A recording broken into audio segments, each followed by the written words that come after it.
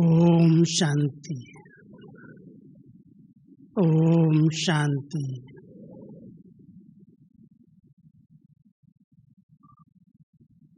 हम सबके प्यारे बाप दादा जो नए संसार की रचना के लिए इतना ऊंचा ज्ञान हम सब बच्चों को दे रहे हैं, हम सभी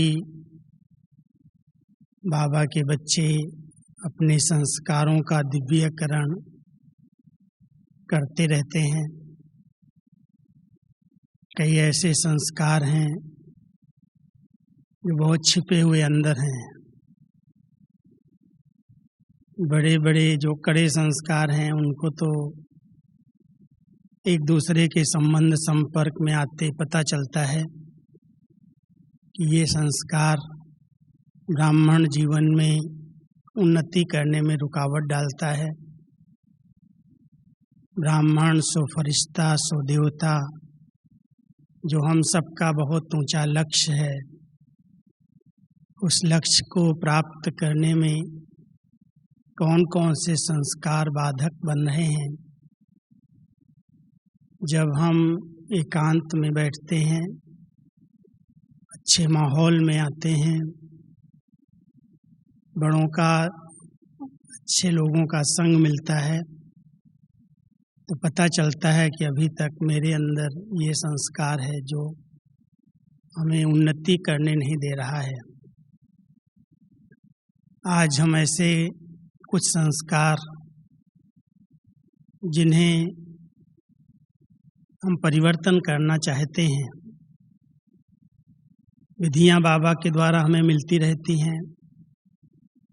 कुछ ऐसी बातें हैं जो बाबा मुरली के अंदर बार बार सिखाते सुनाते, बच्चे ये संस्कार ठीक नहीं है। कई ऐसी बातें हैं जो बाबा को पसंद ही नहीं आती, लेकिन बच्चों के वो संस्कार बन गए हैं। संस्कार कैसे बने वो भी बाबा ने ज्ञान दे करके, समझ दे करके बता दिया कि बच्चे जो आपके अंदर संकल्प चले, बोल और कर्म में आए और बार बार वो कर्म करने लगे, तो कर्म संस्कार का रूप बनते गए। और जैसे संस्कार कड़े होते गए, फिर उन्हीं संस्कारों के आधार से संकल्प चलना शुरू हो गए और उन्हीं संकल्पों से फिर वैसे ही कर्म होने लगे। अब संस्कारों को परिवर्तन करना, नए संस्कार, नए संसार की स्थापना करेंगे। हम सबको उन नए संस्कारों को अपने अंदर इमर्ज करना और पुराने संस्कारों को खत्म करने की तपस्या करना। उसको समाप्त करने के लिए कई बार तो बाबा कहते हैं बहुत शक्तिशाली ज्वालामुखी योग की आवश्यकता है। लेकिन ज्वालामुखी योग संस्कार जिनके कड़े हैं उनका लगेगा। सोचने की बात है कि वो संस्कार बार बार योग में रुकावट डालते हैं। इसलिए आज संस्कार कैसे किया जाए, कुछ छोटी छोटी विधियां मैं आपके सामने रखूंगा। पहले ये ध्यान देने की ज़रूरत है कि संस्कार, या हम एक शब्द और कहते हैं स्वभाव संस्कार, आदतें जो बन गई, जिनको हम नेचर कहते हैं, कहाँ से बनी, कैसे बनी। जिस परिवार में, जिस वायुमंडल में हमारी पालना हुई, जहाँ हमें जन्म मिला, पालना हुई, फिर जिस प्रकार का संग मिला, चाहे स्टूडेंट लाइफ में मिला या कैसे भी कोई संग मिल गया, संग के आधार से प्रभावित होकर के कर्म होने लगे। परिवार के अनुसार हम सब चलने लगे और कई बार ऐसे ऐसे कर्म जो न चाहते हुए भी संग के प्रभाव में हम करने लगे तो संस्कार बनते गए, और वो संस्कार चलते चलते ऐसे हो जाते हैं जो कितना भी प्रयास करते 10 साल 15 साल ज्ञान लेने के बाद फिर से वो संस्कार इमर्ज हो जाते हैं। वैसे तो हम कहते हैं हमने संस्कारों को परिवर्तन कर लिया, हम बाबा के बच्चे बन गए, लेकिन जैसे कोई चीज़ छिपा करके रख दी जाए, अंदर दबा दी जाए, दबते दबते वो दब जाएं, लेकिन कभी ऐसा वायुमंडल, ऐसा संग, ऐसी परिस्थितियां आती हैं जो दबा हुआ छिपा हुआ संस्कार बाहर आ जाता है। इसके लिए कई बार बाबा कहते हैं बच्चे, संस्कार एक बीज बन गया, और बीज को अगर भून दिया जाए, जला दिया जाए तो फिर उसमें अंकुर नहीं निकलेगा।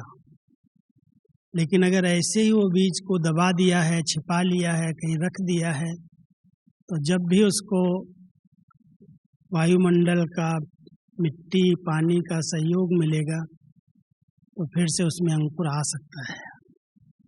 ऐसे ही हम बाबा के बच्चे बने, बाबा ने हमें नया जन्म दिया, ब्राह्मण कुलभूषण जो हम कहते हैं, हम मर्जीवा ब्राह्मण हैं, पास्ट के संस्कार पास्ट जीवन के हैं, उन संस्कारों के अधीन हमें नहीं होना है। बाबा हम सबको कहते हैं आपका जो ओरिजिनल संस्कार है, अनादि और आदि संस्कार है, वो बहुत शुद्ध और पवित्र संस्कार है। उन संस्कारों को अपने मूल संस्कार समझ करके उनका आवाहन करो, उनको अपने जीवन में धारण करो। बाकी ये जो मध्यकाल के संस्कार हैं वो सब देहाभिमान से पैदा हुए हैं। जितना देहाभिमान बढ़ता गया, बॉडी कॉन्शियस में आ गए, उतना नेगेटिव संस्कार अंदर प्रवेश होते गए। इस अंतिम जन्म में थोड़े समय में वो संस्कार परिवर्तन हो जाएं, संस्कार दिव्य बने, अलौकिक बने, थोड़ी मेहनत तो करनी पड़ेगी। ज्ञान सहज है, योग भी सहज है, लेकिन अगर किसी ब्राह्मण आत्मा ने इस पर विशेष ध्यान नहीं दिया तो 10 साल 15 साल 20 साल ज्ञान लेने के बाद, योग करने के बाद संस्कार परिवर्तन नहीं होते। कभी कभी वो निकल आते हैं, बाहर आ जाते हैं। पहले हम ये देखें कौन कौन से संस्कार हमारे इस ब्राह्मण जीवन में विघ्न डालते हैं, जो बाबा को पसंद नहीं आते। ब्राह्मण जीवन में बड़े संस्कारों का वर्णन मैं यहाँ नहीं करने जा रहा हूँ, छोटे छोटे संस्कार। जैसे बाबा कहते हैं बच्चे, आलस्य का एक ऐसा संस्कार है, जब योग में बैठते हैं, जब मुरली सुनने बैठते हैं, तो ये माया अपना वार करती है, सुस्ती के रूप में, आलस्य के रूप में एकाग्र होने नहीं देती। जागृत अवस्था में जो सुनना है, धारण करना, उसकी बजाय वो माया की सुस्ती की मुरली हमारी चलने लगती है। इसलिए आलस्य है। दूसरा बाबा कहते हैं अलबेलापन है। सभी एक दूसरे को देखते हैं, कहते हैं बातें तो हर एक बहुत बड़ी बड़ी करते हैं, बने कौन हैं। कभी कभी बाबा के महावाक्यों में भी अपनी बातें मिक्स करके, बाबा तो कहते हैं बच्चे पास तो 8 ही होंगे, 108 को भी थोड़ी बहुत सजा खानी पड़ेगी। बाबा की मुरली से, बाबा की बातों को ही हम कभी आधार बना करके अपने को अलबेला कर लेते हैं। जो बाबा ने कहा है बच्चे रेस करो, एक दूसरे को न देखो, उसकी बजाय हम एक दूसरे को देखते हैं अभी तक बने कौन है, कहाँ बने हैं। और उन पर जब हमारा ध्यान जाता है तो अपने नेचुरल पुरुषार्थ के अंदर जो तीव्रता आनी चाहिए उसके बजाय चल रहे हैं, ठीक हैं, बन जाएंगे, हो जाएगा, गे की भाषा आ जाती है, प्रयोग में आ जाती है, वलवेलापन है। कई चलते चलते देखो तो छोटी छोटी बातों में बहाना बना देते हैं, कारण कुछ भी हो। बाबा को कभी ये कारण शब्द और कोशिश शब्द अच्छा ही नहीं लगता। ये कारण था इसलिए ऐसा हुआ, कोशिश करेंगे, बाबा इन शब्दों को बिल्कुल खारिज करता है कि बच्चे ये कौन से शब्द प्रयोग करते हो। कोशिश करेंगे माना कुछ कुछ कमी है, कशिश है, तब कोशिश शब्द आपको कहने में आता है। कारण है, जब बाबा ने आप सबको हर बात का निवारण सिखाया है तो कारण कहाँ से आया। इसलिए बहानेबाजी की जो भाषा है, कोई भी पुरुषार्थ के मार्ग में, श्रेष्ठ कर्मों के उन्नति के मार्ग में रुकावट डालने वाले संकल्प अगर चल रहे हैं तो वो कारण बहानेबाजी है। और बहानेबाजी के संस्कार चाहे सेवा में, चाहे अपने योग के या पढ़ाई की सब्जेक्ट में, अगर कोई बहाना देता है, उन्नति जहाँ है वहाँ बहाना देता है, माना उसके अंदर दृढ़ता की शक्ति की कमी है।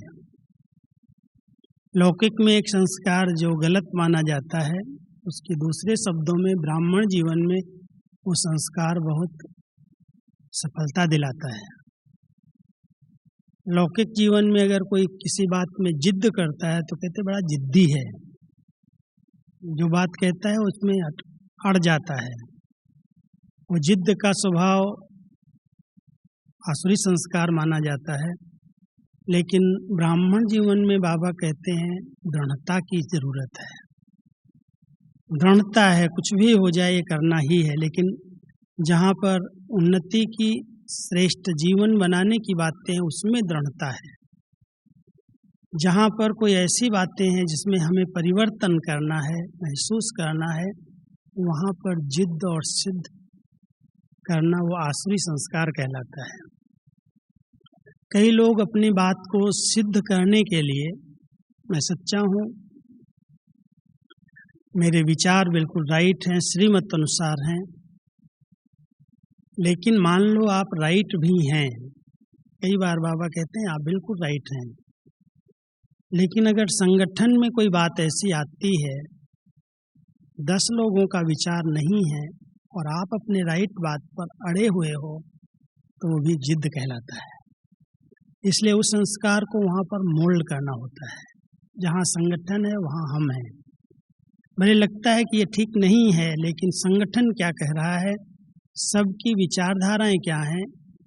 अगर हम सच्चे भी हैं तो बाबा कहता बच्चे सच्चे हैं तो सभ्य भी है, नम्रता भी है, सत्यता के साथ साथ अड़ना नहीं है, किसी चीज में जिद नहीं करनी है, अपने आप को मोल्ड करने के संस्कार बना लो।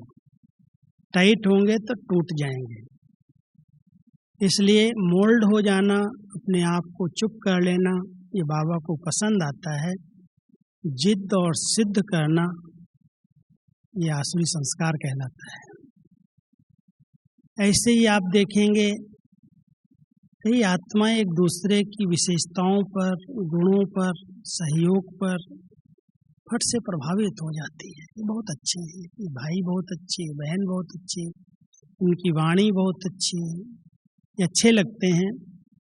और बाबा कहते हैं ये अच्छाई जो है अगर किसी आत्मा की दिखाई देती है तो उस अच्छाई को भरने वाला कौन, उसकी तरफ ध्यान जाना चाहिए, न कि उस आत्मा के ऊपर आप प्रभावित हो जाएं।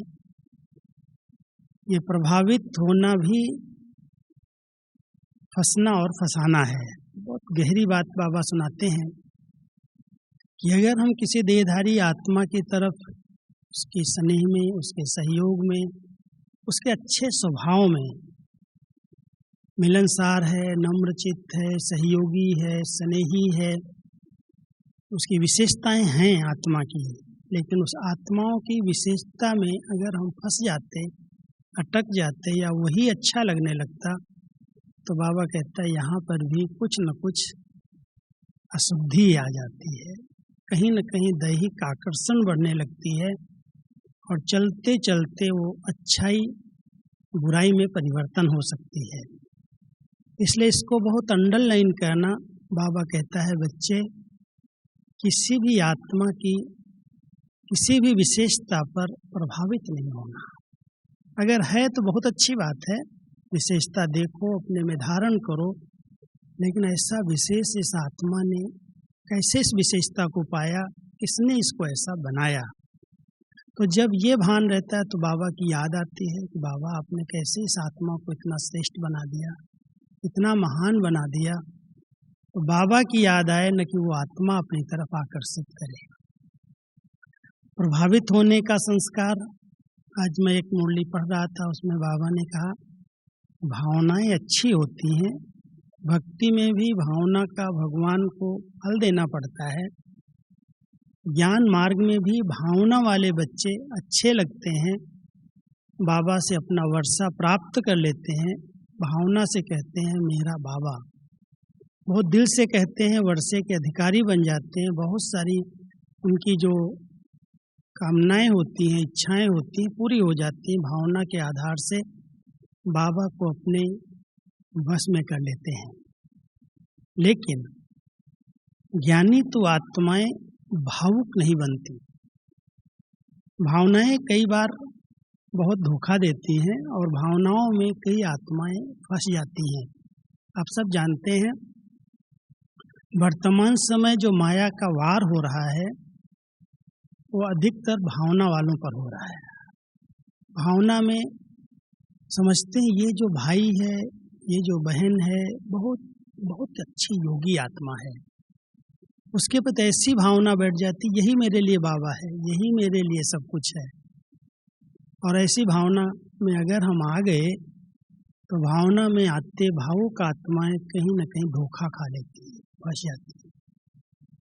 आप सब जानते हैं वर्तमान समय माया का रूप समय अनुसार बदलता रहता है और इस समय जब से बाबा के पाठ में परिवर्तन हुआ है, 48 साल तो बाबा के अवतरण को हमने सन्मुख देखा है। हम सब जानते हैं बाबा कैसे आए, कैसे बच्चों को पढ़ाया, कैसी पालना दी। लेकिन थोड़ा सा बाबा ने अपने इस पाठ को रोका और चेंज किया तो कई स्थानों पर बाबा का रूप बन कर के लोग एक दूसरे को प्रभावित करते हैं और भावना वाली आत्माएं विवेक का प्रयोग नहीं करती और वो समझती है नहीं ये आत्मा यहाँ से जो हमें पढ़ाई मिल रही, यहाँ से जो कह रहे हैं यही राइट है। और फिर धोखा ऐसा खाते हैं जो ब्राह्मण जीवन से विमुख हो जाती है। इसलिए बाबा अपने बच्चों को सिर्फ भावुक नहीं बनाता है, भावनाएं नहीं सिखाता है। भावनाएं होनी आवश्यक हैं, लेकिन विवेक युक्त भावनाएं चाहिए, ज्ञान युक्त भावनाएं चाहिए। सिर्फ भावनाएं भी एक संस्कार अच्छा नहीं है। अंधश्रद्धा में वो परिवर्तन हो सकता है। इसलिए ज्ञान स्वरूप आत्मा, ज्ञानी तू आत्मा, दिल और दिमाग दोनों का बैलेंस रख करके कार्य करती है। केवल दिल के साथ, भावनाओं के साथ विवेक को अगर नहीं उसने ध्यान दिया, बाबा ने अपने बच्चों को ज्ञान सागर बन करके पढ़ाया है, विवेकवान बनाया है, बुद्धिवान बनाया है। इसलिए कोई भी बात सामने आती है तो सिर्फ भावना रख करके उस आत्मा की तरफ आकर्षित नहीं हो जाएं। माया के बहुरूपों को पहचानना ज्ञान की वहाँ आवश्यकता पड़ती है। समझ चाहिए अंदर से, क्या ये राइट हो सकता है। अगर नहीं समझ में आता है तो जो निमित्त हैं, जो बड़े हैं, उनसे थोड़ा पूछ लेना चाहिए। कई बार फंस जाते हैं, भटक जाते हैं और उसके बाद कहते हैं बहन जी आपको पता नहीं चलता, लेकिन बाबा का पाठ तो यही चल रहा है। और बाबा ऐसे कैसे बंद करेगा पाठ, अभी तो बहुत सारी सेवाएं बाकी रह गई हैं, बहुत सारी माया इस रूप में आती है। इसलिए भावनाएं अंधश्रद्धा में परिवर्तित न हो जाएं, इस बात को थोड़ा अंडरलाइन करने की जरूरत है। ये संस्कार भी धोखा देता है, भटका देता है। इसलिए ज्ञान युक्त, विवेक युक्त भावना। एक बार हम लोगों की एक बहुत अच्छी क्लास हुई थी, दादियों ने, बड़ी दादी जब प्रकाशमय दादी थी, तो कहा अच्छा एक डिबेट करते हैं, शायद इसी मुरली के ऊपर कराई होगी।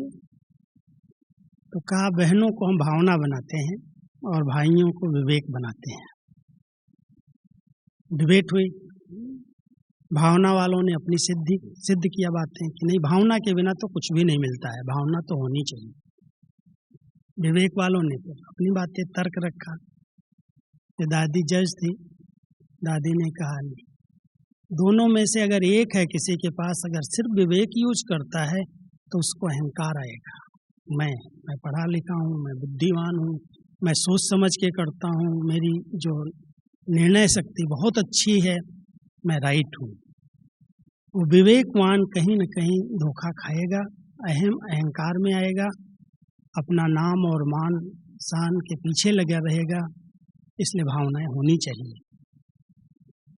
फिर भावना वाले, जैसा बताया कि भावना में कई लोग कहीं न कहीं धोखा खाते हैं, फंस जाते हैं। इसलिए बाबा ने बैलेंस की बात कही है, दिल और दिमाग का, भावना और विवेक का बहुत अच्छा बैलेंस चाहिए। प्रयोग करो ज्ञान का, सिर्फ बाबा बाबा कहने से भी उद्धार नहीं होगा। लेकिन बाबा कौन है? मैं आत्मा जो हूँ, जैसी हूँ, क्या समान रूप में बाबा के साथ मिलन होता है, या बहुत ऊंचा है और मैं नीचा हूँ? भावना वाले क्या सोचेंगे कि बहुत ऊंचा है, मैं कहाँ हूँ, वो कहाँ है। और विवेक वाले समझते हैं बाबा ने तो अपने समान हमें बनाया है, हम उसके समान स्वरूप में स्थित होकर के समानता के आधार से उनके गुणों को, उनकी शक्तियों को हम धारण करते हैं, अधिकारी हैं, बहुत अच्छे अनुभव कर लेते हैं। तो इसलिए दोनों संस्कार, विवेक वाले अहम भाव में आ जाते हैं और भावना वाले कहीं न कहीं अंधश्रद्धा में फंस जाते हैं। ये दोनों संस्कार ब्राह्मण जीवन में बहुत नुकसान करते हैं। इसलिए बैलेंस से चलना, बैलेंस एक बहुत बड़ी कला है। जहाँ पर भी अति होती है वहाँ नुकसान होता है। इस संस्कार को हमें चेक करना चाहिए, बहुत सूक्ष्म संस्कार है। अहम और वहम का संस्कार, कई बार ऐसा वहम हो जाता है अपने आप से ही, पता नहीं मेरे तो कड़े संस्कार हैं, मेरी तो इतनी पढ़ाई करने के बाद, इतना योग करने के बाद मेरे अंदर वही स्वप्न चलते हैं, वही संकल्प चलते हैं, मैं देवता बना था या नहीं बना था, बनूंगा या नहीं बनूंगा। इस प्रकार के जो संस्कार हैं वो वहम के संस्कार हैं। जब बाबा की नज़र पड़ी, जब बाबा ने अपना बच्चा बनाया, जरूर बाबा ने कोई तो विशेषता देखी होगी। बाबा कहता है मैं बच्चों के तीनों कालों को जानता हूँ। भले आज ये बच्चा कहीं युद्ध कर रहा है, कहीं कोई हिसाब किताब है, कोई मेहनत कर रहा है, लेकिन कल्प इस बच्चे ने विजय प्राप्त की है। बाबा की जब हमारे ऊपर उम्मीदें हैं, आशाएं हैं, तो हम कभी भी किसी भी पेपर में निराश और उदास न हो। ये निराशा का संस्कार, वहम का संस्कार कई बार बहुत धोखा देता है। इस संस्कार को भी हमें बहुत महसूस करने की जरूरत है। कोई भी संस्कार को इतनी जल्दी समाप्त नहीं किया जा सकता। आप लोगों ने सुना होगा जितने भी परिवर्तन हुए हैं, संस्कार जिन्होंने अपने चेंज कर पाए, चाहे तुलसीदास जी की कहानी आती है, चाहे वाल्मीकि की कहानी आती है, चाहे जितने भी हमारे संत महान पुरुष हुए हैं, उनके जीवन में जो अचानक परिवर्तन आया है वो संस्कारों में परिवर्तन आया। पहले जो संस्कार थे उनके, जब तक उनको रियलाइज नहीं हुआ, महसूस नहीं हुआ, तब तक उन संस्कारों में नेचुरल चल रहे थे। लेकिन जिस दिन उनको ठक से लग गया कि गलत है, उस दिन से उन्होंने तपस्या की, दृढ़ता का संकल्प किया और उस दृढ़ता के आधार से उस संस्कार को चेंज करके एक महान पद को, महान पोजीशन को प्राप्त कर लिया। आज वाल्मीकि का कहानी क्या है? एक डाकू मारपीट करके इधर उधर से पैसा इकट्ठा करने वाला अपने परिवार की पालना करता था। कितने सारे गलत कार्य किए, लेकिन संतों का एक झुंड जब उसको लूटने गया तब उन्होंने सिर्फ इतना ही कहा कि ये जो तुम कर रहे हो किसके लिए कर रहे हो? कहाँ अपने परिवार के लिए करते हैं। अच्छा, इसका जो दुख दिया, किसी को मारा पीटा, उसका जो आपको परिणाम मिलेगा, उस परिणाम में वो सब भागी होंगे, सहयोगी होंगे? पूछा है कभी? कहता नहीं, पूछ के जाओ। जब उसने अपने परिवार वालों से पूछा कि मैं ऐसे ऐसे मार पीट करके, ऐसे डाका डाल के, ऐसे लोगों को दुखी करके पैसा लाता हूँ, आपकी पालना करता हूँ, क्या इसमें आप सहयोगी बनेंगे अगर मान लो इसका कोई हमको पाप की सजा मिलेगी तो? उन्होंने कहा ये हमने तो आपको नहीं कहा कि ऐसा पैसा लेके आओ, हम क्यों सहयोगी बनेंगे? अब उस आत्मा को ये महसूस हो गया, वहाँ पर उसको समझ दी। समझ के बाद उसने महसूस किया, अरे ये तो मैं गलत कर रहा हूँ। फिर आकर के पूछता, अभी मुझे करना क्या है? कैसे मेरा एक डकैती का या मारपीट का संस्कार चेंज होगा? उन्होंने कहा तुम तपस्या करो। और उस तपस्या में फिर उसने इतनी मेहनत की, जो दिखाते हैं कि उसके चारों ओर दीमक ने अपने घर बना लिए, छोटे छोटे बॉल जैसे घर बना लिए मिट्टी के। तब भगवान उस पर प्रसन्न हुए, वो कहने लगे मांग, तुमको क्या वरदान चाहिए? उस मेहनत से, उस तपस्या के परिणाम स्वरूप उसको भगवान के द्वारा वो दिव्य बुद्धि का वरदान मिल गया। वो वाल्मीकि बन करके इतनी सुंदर रामायण की रचना कर डाली। परिवर्तन हो गया, सहन किया, तपस्या की, पहले महसूस किया, समझ मिली। तो हम भी अपने संस्कारों को, जो बाबा की मुरली हम सुनते हैं वो समझ देती है, केवल समझ है वो, लेकिन समझ के बाद महसूस किया है कि गलत मेरा संस्कार है, मेरे से किसी को दुख हो रहा है, कोई परेशान हो रहा है, कोई को कोई नुकसान पहुंच रहा है, उसका योग टूट रहा है, उसकी स्थिति बिगड़ रही है। हम समझते नहीं नहीं मेरा कोई संस्कार नहीं है, मैं थोड़ी दे रहा हूँ, ये अपने आप दुखी हो रहा है, उसकी आदत है परेशान होने की। लेकिन कई बार हमारी छोटी छोटी बातें, चाहे वो ईर्ष्या के रूप में है, चाहे आवेश के रूप में है, चिड़चिड़ेपन के रूप में है, जोश में बोल देते हैं। एक बार बाबा ने बड़ी अच्छी मुरली चलाई, बच्चे ये जो माइक है ना, इसको तो कंट्रोल किया जा सकता है, इसकी आवाज़ को, लेकिन बच्चे कहते हैं बाबा मैं क्या करूं, मेरी आवाज़ ही ऐसी है। अब साइंस ने उसको कंट्रोल करने के लिए यंत्र बना लिया, साइलेंस वाले कहते हैं मैं क्या करूं, मेरी आवाज़ ही ऐसी है। क्या इस आवाज़ को सरल मधुर नहीं बनाया जा सकता है?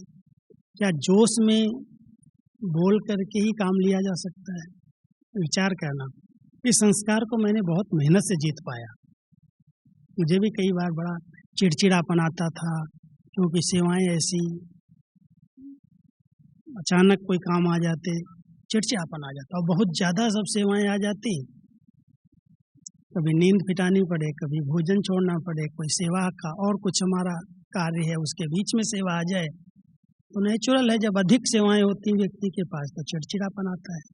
वो कुछ न कुछ उल्टा बोल देगा, कुछ न कुछ जोश में नहीं बोलेगा तो अंदर अंदर चिढ़ जाएगा, जवाब ठीक नहीं देगा, मूड खराब कर लेगा, रूठ जाएगा, बात नहीं करेगा। कई आपस में बातें नहीं करते हैं, इतना समय से साथ रहते हैं, छोटी सी बात को इतना फील कर लेते कि बाबा कहते हैं इसको तो फ्लू की बीमारी हो गई। अब इस संस्कार को कोई गलत नहीं समझता इसने मेरे को ऐसे कहा ना, इसलिए मेरा मूड खराब हो गया। अब मूडी कैसे होंगे? अब बाबा को ये सब संस्कार अच्छे नहीं लगते। मूड हमारी बिगड़ जाए, छोटी छोटी बातों में हम रूठ जाएं, बात नहीं करें, किनारा कर लें, सेवाएं उसके बीच में रुकावट डाल दें, कहेंगे मेरे को आज सिर में दर्द है, पेट में दर्द है, ये है, तो बाबा कहता है इसके लिए तो कोई थर्मामीटर है ही नहीं, किसी कोई कह दे मेरे पेट में दर्द है। खराब हुआ है मूड, खराब हुई अंदर की स्थिति, और कहता मेरे पेट में दर्द है, सेवाएं छोड़ करके सो जाता है जाकर। ऐसी जो आदतें हैं बहुत सूक्ष्म है, और इन आदतों को परिवर्तन करना, देवता बनने वाली आत्माएं हैं, दिव्य संस्कार बन जाएं, ऐसे संस्कार दिव्यीकरण इनका हो, इसके लिए हम सबको कुछ तो एकांतवास करना पड़ेगा, मेहनत तो करनी पड़ेगी, ऐसे नहीं जल्दी सो छूटेंगे। मुरली सुन लो, क्लासेस सुन लो, कुछ नहीं होगा। दीदी मुझे कहती थी, दीदी मनमोहिनी हम लोगों को क्लास जब कराती थी, कहती थी अगर तुम अपने संस्कारों को चेंज करना चाहते हो तो अपने टीचर खुद बनो। दूसरा कुछ टीच करेगा आपका परिवर्तन नहीं होगा। अपने आप से बातें करो, अपने आप से अंदर अंदर पढ़ाओ अपने को। क्या ये संस्कार मैं छोड़ नहीं सकता, जीत नहीं सकता, जो मुझे धोखा दे रहा है, जो मुझे योग में बहुत रुकावट डालता है। मान लो आज किसी का मूड खराब हो गया, कोई ने किसी को ऐसे शब्द बोल दिए, बैठ जाओ योग में 5 घंटा 4 घंटा लगेगा योग। बार बार वही संकल्प, मैंने ऐसे बोल दिया तो बेचारा दुखी हो गया, उसका मूड खराब हो गया, मुझे नहीं बोलना चाहिए था।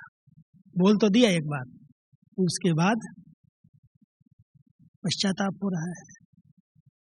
ज्ञानी आत्माएं, बाबा उनको कहता है, ज्ञानी माना सोच समझ कर करने वाला। एक बहुत अच्छा स्लोगन है, सोचने के पहले भी सोचो तुम्हारे साथ क्या जाएगा। ट्रक के पीछे लोग लिखते हैं। हम सब जो संकल्प चला रहे हैं, जो सोच रहे हैं, क्या उसमें मेरी या अन्य आत्माओं की उन्नति है, या ऐसे ही संकल्प चल रहे हैं। कईयों के संकल्प इतने फास्ट चलते हैं। मैं कहता हूँ सबसे बड़ी जो बीमारी है ना इस समय, वो अधिक सोचने की है। सोचता रहता है, कोई मतलब नहीं है, चल रहे हैं विचार, ये बात एक पूरी होती है 2 और आ जाती, अब इतना भारी, इतना उलझ जाता है। कहो भाई 1 मिनट में थोड़ा ब्रेक लगाओ। ब्रेक क्या है, हमारी संकल्पों की ब्रेक है ना, चलते रहे संकल्प, कोई कंट्रोल ही नहीं है। इसलिए बाबा ने हमें ब्रेक दी है, संकल्पों को ब्रेक लगाओ, फुल स्टॉप लगाओ, फिर सोच समझ करके बोलो। वैसे कहते हैं तौल करके बोलो। ये जो मैं बोलने जा रहा हूँ, ये जो मेरे मुख से निकल रहा है, इसकी रिजल्ट क्या होगी, सामने वाली आत्मा इसको किस तरह से यूज करेगी, कहीं उसके दिल को दर्द तो नहीं बोल पहुंचा देगा, उसकी ऊंची स्थिति गिर तो नहीं जाएगी।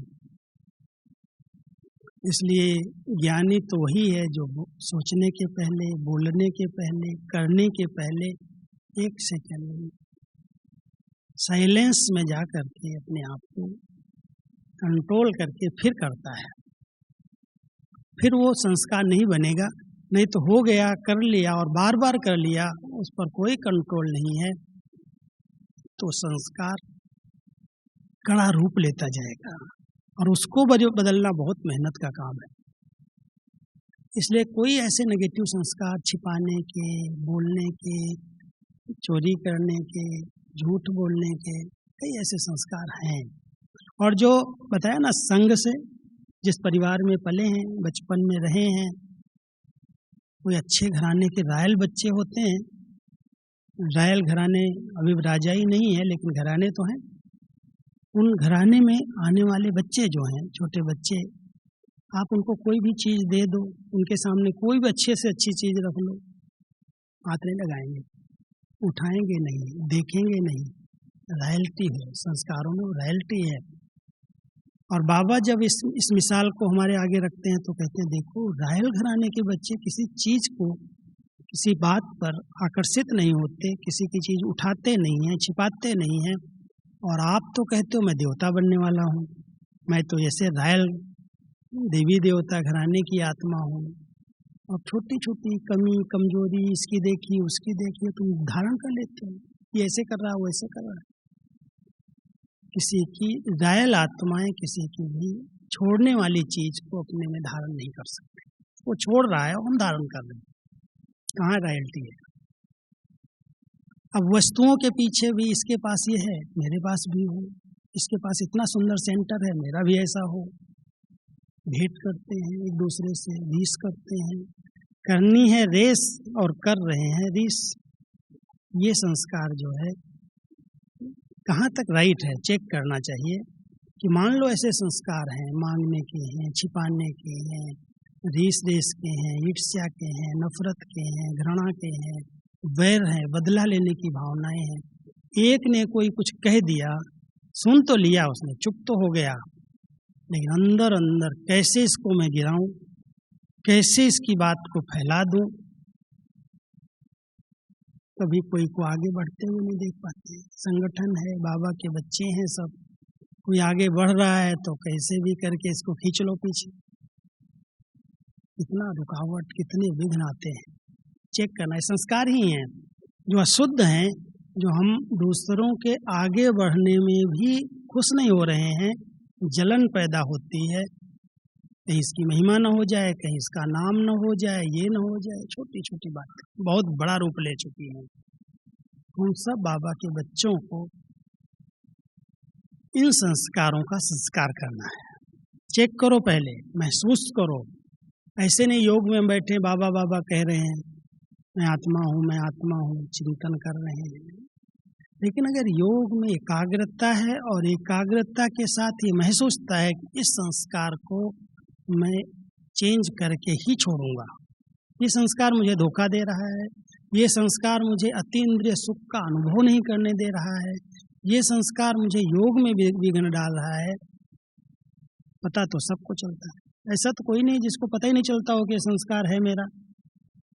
कईयों को ऐसा बोलने का संस्कार है, कटाक्ष करने का संस्कार है, तुरंत कमेंट करने का संस्कार है। मैं तो कहता हूँ अगर इसकी लिस्ट निकाली जाए, दादी जी ने एक बार हम लोगों से एक लिस्ट निकलवाई थी, निकालो लिस्ट कि अशुद्ध संस्कार कौन कौन से हैं, जिन संस्कारों का मुझे संस्कार करना है। पता तो हो ये अशुद्ध है, ये ठीक नहीं है। आप सब इस पर ध्यान देना। हम इस ब्राह्मण जीवन में अगर फरिश्ता सो देवता बनने का लक्ष्य ले रहे हैं, इस संसार को हम बदलने की चैलेंज करते हैं, तो संसार बिना संस्कारों के परिवर्तन कैसे होगा। हमारा स्लोगन है स्व परिवर्तन से विश्व परिवर्तन। हम बदलेंगे, जग बदलेगा। हम कहाँ तक बदले हैं बाबा का बच्चा बनने के बाद? क्या इन संस्कारों को हमने जड़ से समाप्त किया? ये सब देह अभिमान से पैदा हुए, आत्मा के अंदर कोई संस्कार नहीं। आत्मा का संस्कार तो दिव्यता है, पवित्रता है, स्नेह है, प्रेम है, आनंद है। जो आत्मा के 7 गुण है ना निजी, वो संस्कार हैं उसके। लेकिन वो संस्कार, ईश्वरीय संस्कार दबा करके हम आसुरी संस्कारों का फोर्स अनुभव करते हैं, वो बार बार इमर्ज हो जाते हैं। जब हम योग अभ्यास करते हैं, अपने आत्मिक स्थिति में स्थित होकर के बाबा से शक्ति लेते हैं, तो बाबा की शक्ति, वो किरणें अगर करंट के रूप में ली जाएं तो ये संस्कार चेंज हो सकते हैं।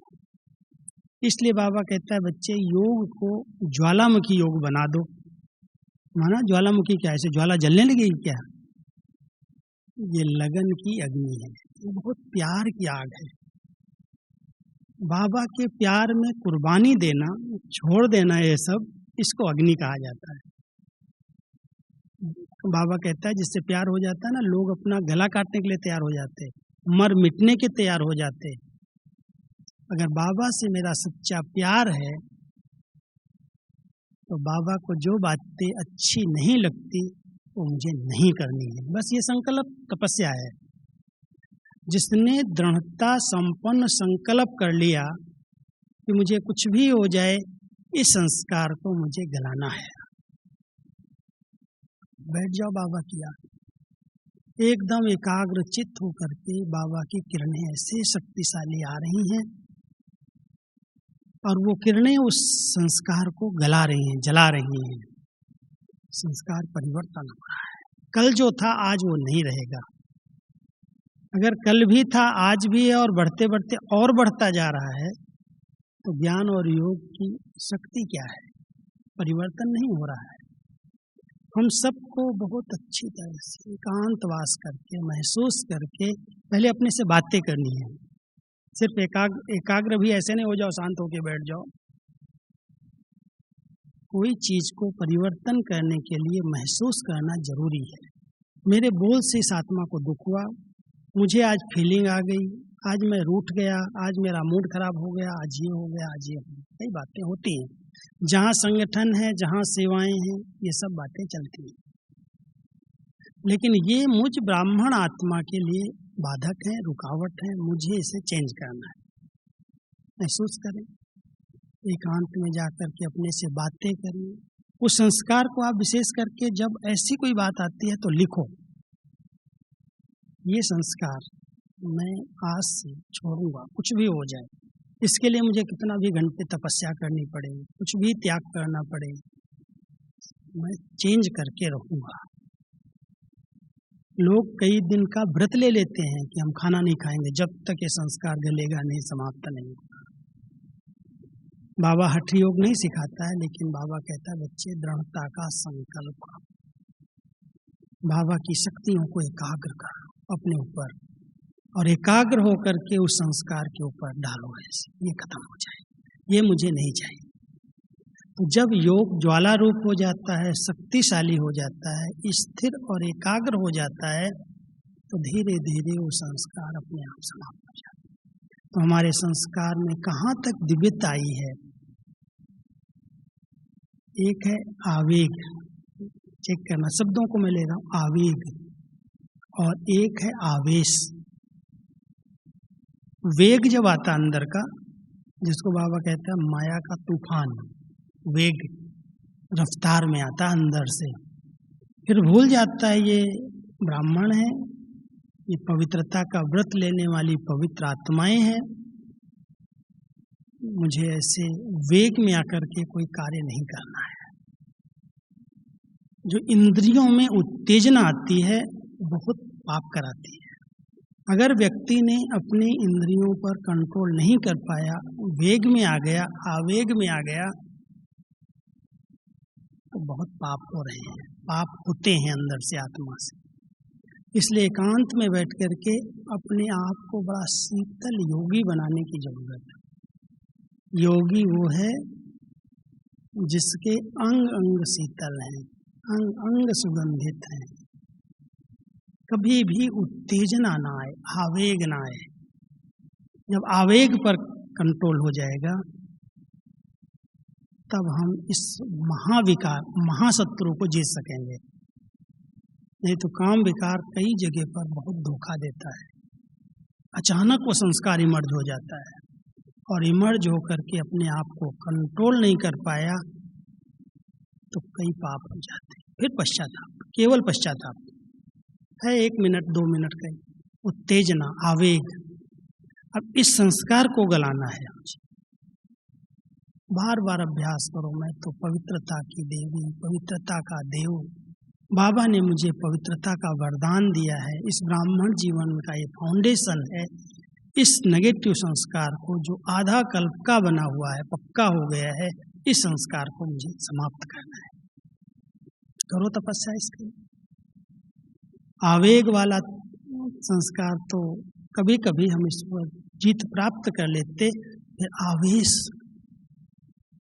तुरंत गुस्से में, कई 10 साल 15 साल 20 साल से ज्ञान में चलते, लेकिन कुवचन मुख से बार बार निकल जाते।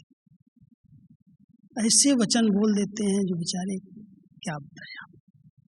जितने हमारे पास कंप्लेन के पत्र आते हैं ना, दादी के पास आते हैं, मुझे पढ़ने पड़ते हैं, केवल आवेग के कारण, आवेश के कारण आते हैं।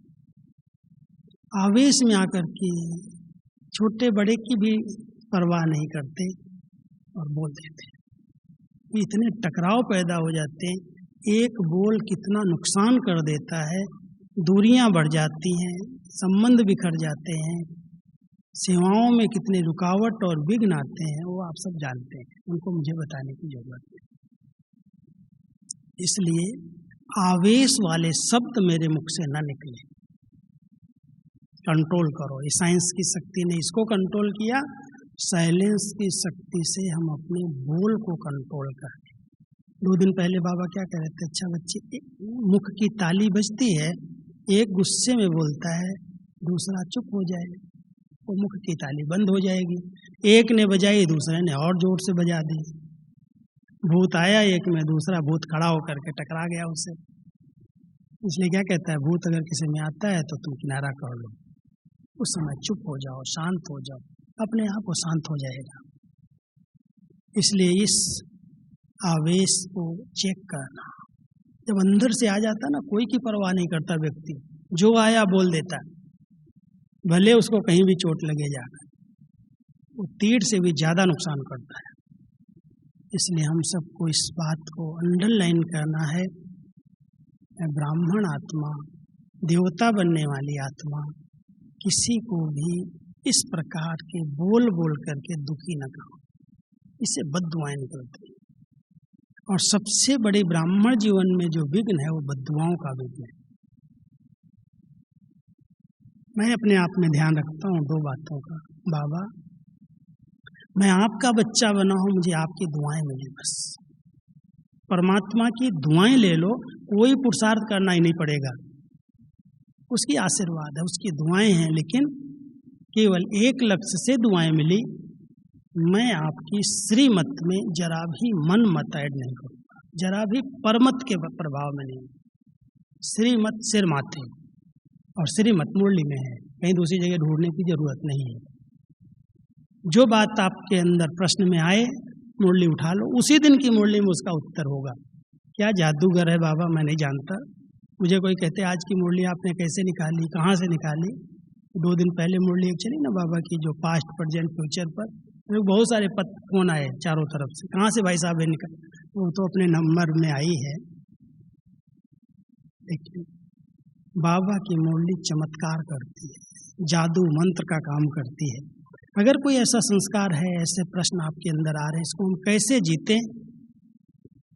बाबा की मुरली उठा लो, श्रीमत क्या कहती है आपको पता चल जाएगा, उसी दिन की मुरली में उत्तर मिल जाएगा। और उस श्रीमत पर कुछ भी हो जाए, मुझे चलना है, कितनी भी रुकावटें हैं, श्रीमत में कभी भी मन मत ऐड नहीं करना। कल मैं अपने क्लास में कह रहा था, मम्मा ने जो नंबर 1 लिया, बाबा कई बार कहते थे देखो ये बच्ची मेरे से भी आगे चली गई। साकार में ब्रह्मा बाबा कहते थे मम्मा जल्दी संपूर्ण बनी, तो बाबा कहते देखो इस बच्ची ने मेरे से भी आगे नंबर ले लिया, इस आधार से लिया। कुछ भी बाबा ने कहा, कभी भी ये नहीं कहा ये बाबा ने क्यों कहा। एक बार की बात है, दादियाँ सुनाती हैं कि बाबा ने कोई ऐसी मुरली चलाई तो मम्मा के पास गई, पूछने लगी मम्मा आज ये बाबा ने जो कहा आपका इस पर क्या विचार है? मम्मा ने उनको आंख दिखाई, क्या बोलते हो? बाबा ने कहा और मेरा विचार? मेरा विचार कहाँ से आया? बाबा कह रहा है। ना, बाबा के एक वाक्य में भी उन्होंने ये नहीं कहा मेरा विचार ऐसा है, बाबा का विचार है, बाबा ने कहा है। बाबा ने अगर कह दिया बच्ची रात है दिन में, तो बाबा ने मम्मा ने हाँ बाबा, उसमें भी कुछ राज होगा, उसमें भी कुछ कल्याण होगा। मम्मा ने कभी भी बाबा के एक भी वाक्य में अपना प्रश्न उठाया, बाबा ने ऐसा क्यों कहा है? सत्य वचन महाराज, ये भगवान बोल रहा है, भगवान के महावाक्य हैं, इंसान के नहीं है। उस निश्चय के आधार से मम्मा ने बाबा के एक एक महावाक्य को सिर माथे लिया और नंबर 1 बन गई। हम सभी भी बाबा की मुरली को कभी भी उसमें मन मत परमत ऐड करने की बजाय जो बाबा कह रहा है उसके पीछे कुछ न कुछ तो राज है। किस लिए कहा है, क्यों कहा है, बाबा जाने, मैं क्यों प्रश्न करूं। तो अगर परमात्म दुआएं मुझ आत्मा को मिल रही हैं, श्रीमत अनुसार चल करके दुआएं ले रहे हैं, तो इस पुरुषार्थ के मार्ग में कोई कठिनाई है ही नहीं। बड़ा सहज मार्ग है, सहन वाला मार्ग नहीं है, लेकिन हम बना देते हैं उसको सहन मार्ग। सहज मार्ग को मुश्किल का अनुभव, मेहनत का अनुभव होता है। हमें तो कभी नहीं लगता है मैं मेहनत या मुश्किल या बहुत कोई गहरा पुरुषार्थ कर रहा हूँ। करन कराऊं धार बाबा करा रहा है। मन मत ऐड नहीं हो, श्रीमत जो कह रही है उस पर चलते जाओ। तो एक परमात्मा की दुआएं और एक हमारी निमित्त दादियाँ जिनको बाबा ने इस सीट पर रखा, उनकी भी कोई भी बात को मैंने कट नहीं किया। ये करना है, हाँ जी, मुझे आता है या नहीं आता है।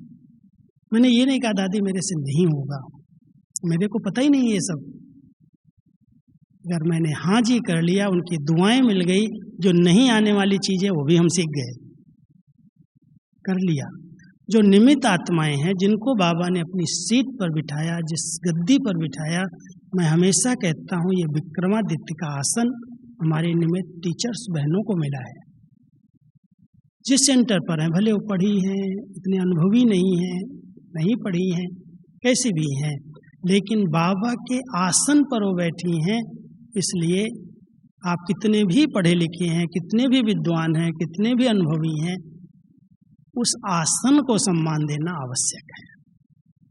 ये विक्रमादित्य का आसन है, ये ब्रह्मा का आसन है, ये नंबर 1 आत्मा का आसन है। इसलिए कभी भी ये नहीं सोचो ये तो छोटी है, इसको पता नहीं है, ये अनुभवी नहीं है। बहुत रिस्पेक्ट्स के साथ जो कह रहे हैं आप हाँ जी कर लो। अगर गलत हो जाएगा तो बाबा कहता मैं सुधार दूंगा, तुमने उस भावना से अगर किया है तो हम अपने निमित्त की, बड़ों की दुआएं लेते हैं। सब संस्कार अपने आप कर जाएंगे, समाप्त हो जाएंगे। दुआएं हमारे संस्कारों को बदलने में बहुत सहयोग देती हैं, क्योंकि दुआओं के आधार से सहज योग लगता है, और योग अच्छा है तो संस्कार अपने आप चेंज हो जाए। तो ज़्यादा मेहनत नहीं करना, ये संस्कार, इसका मैंने डिटेल बताया, कई लोगों को पता नहीं चलता ये भी मेरा गलत संस्कार है क्या।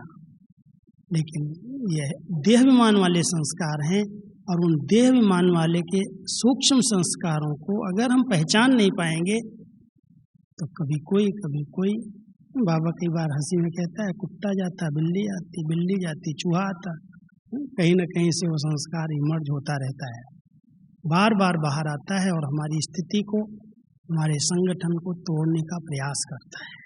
तो हम सब माया जीत, जगत जीत अगर बनना चाहते हैं, संसार को नया बनाना चाहते हैं, तो हमें अपने संस्कारों को चेंज करना बहुत जरूरी है।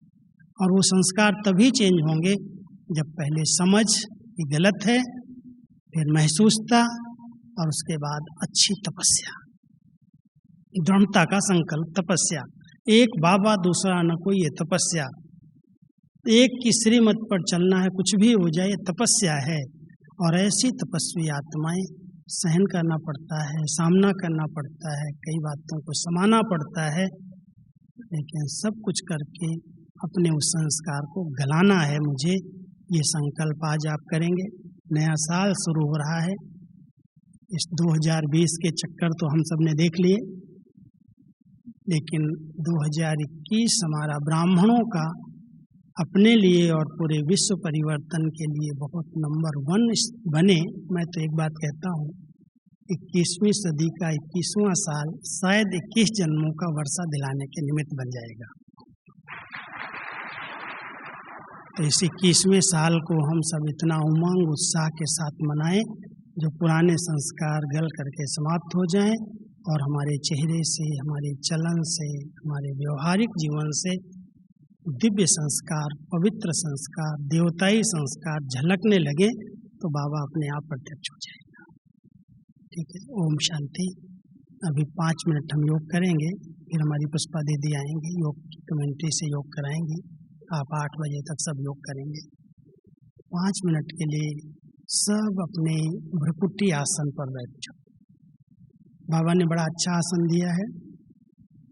इस भ्रकुटी के आसन पर अपने चमकते हुए स्वरूप को देखो, लाइट माइट संपन्न होकर के बाबा की किरणों का अनुभव करो।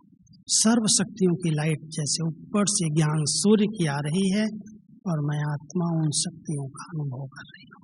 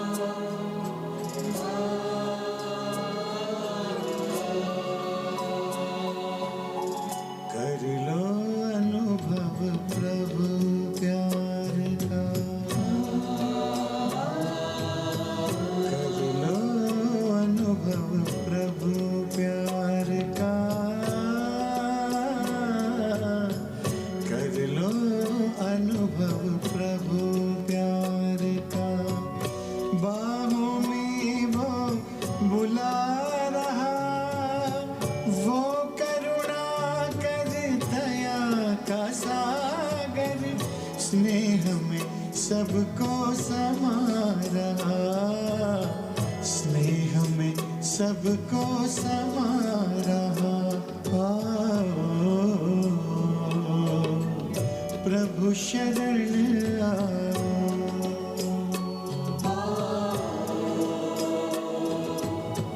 प्रभु शरण आओ, कर लो अनुभव प्रभु प्यार का।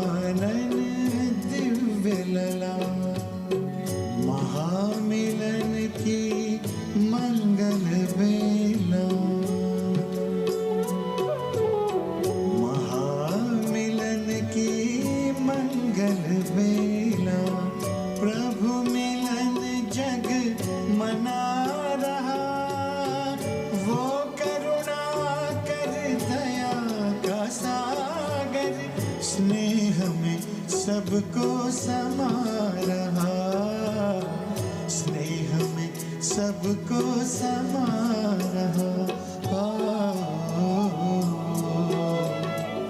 प्रभु शरण आओ,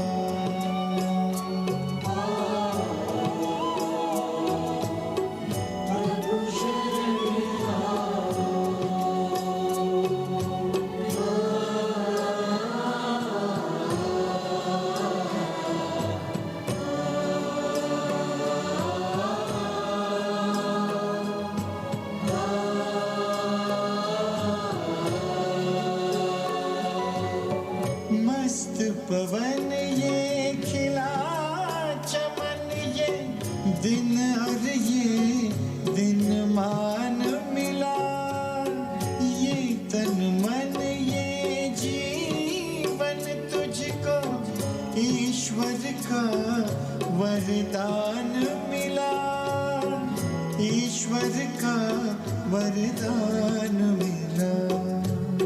सफल करो और पाओ सफलता, सफल करो और पाओ सफलता। मुरली मधुर वो सुना रहा, वो करुणा कर दया का सागर, स्नेह में सबको समा रहा, स्नेह में सबको समा रहा। प्रभु शरण आओ,